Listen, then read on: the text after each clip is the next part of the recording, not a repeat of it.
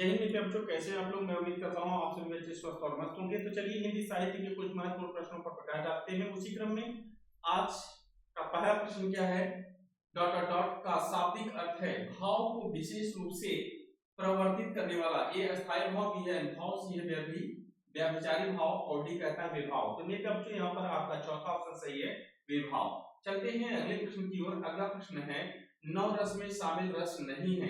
तो भैया ए हास्य, बी है भयानक और सी है अद्भुत और डी है वत्सल। तो मेरे बच्चों यहाँ पर आपका चौथा ऑप्शन सही है, वत्सल। चलते हैं नेक्स्ट क्वेश्चन की ओर।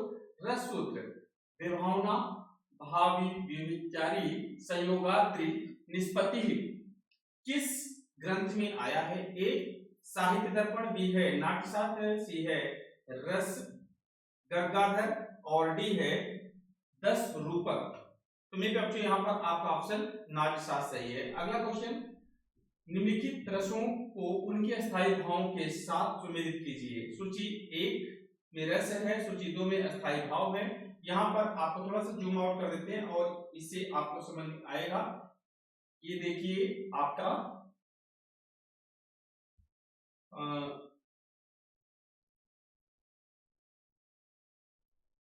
एक मिनट,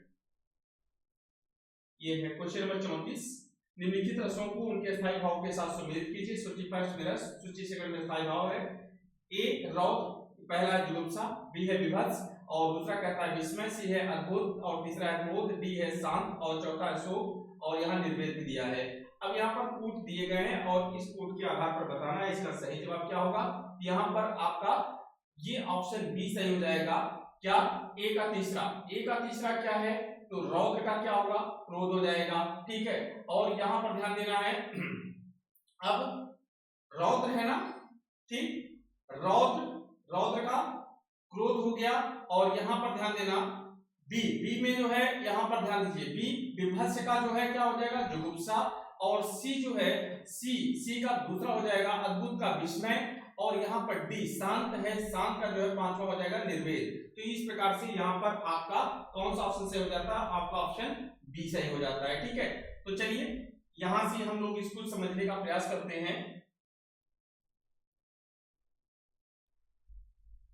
अगला क्वेश्चन है, दुखी जीवन की कथा रही, क्या कहूं आज से जो नहीं कही। उपयुक्त पंक्ति में कौन सा रस है? ए करुण रस, बी है श्रृंगार रस, सी है अद्भुत रस और डी है विभत्स रस। तो मेरे बच्चों यहाँ पर आपका पहला ऑप्शन सही हो जाता है, करुण रस। चलिए नेक्स्ट क्वेश्चन को देख लेते हैं। चमक उठी सन 57 में, वो तलवार पुरानी थी, रस भेद बताइए। ए भक्ति रस, बी है वीर रस, सी है हास्य रस और डी है श्रृंगार रस। तो मेरे बच्चों इसका सही जवाब क्या है? क्वेश्चन नंबर 36 का। तो आप लोगों का ऑप्शन बी सही हो जाएगा, वीर रस। अगला क्वेश्चन, सब रस थे जड़ या चेतन सुंदर साकार बना था, चेतन तना एक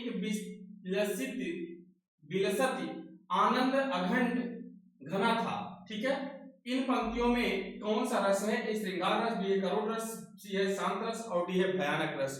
तो मेरे बच्चों यहाँ जो सही जवाब है वो आपका ऑप्शन सी सही है, शांत रस। अगला है, मन रे तन कागज का पुतला, लागे बूंद बिनस जाए छिन में, गर्व करे क्या इतना। ठीक है, इन पंक्तियों में कौन सा रस है? ए भक्ति रस, बी है श्रृंगार रस, सी है करुण रस और डी है शांत रस। तो भैया यहाँ पर आपका चौथा ऑप्शन शांत रस सही है। अगला क्वेश्चन, जहां सुमत तह संपत्ति नाना, जहां कुमत तह विपत्ति निदाना, पद में कौन सा रस है? ए करुण रस, बी भयानक रस, सी श्रृंगार रस और डी है शांत रस। भैया यहाँ पर शांत रस है।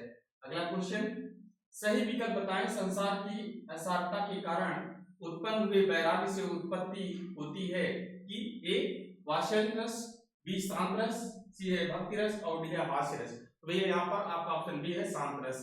तो चलिए इस प्रैक्टिस सीरीज में इतना ही, शेष बातें करेंगे हम नेक्स्ट प्रैक्टिस सीरीज में।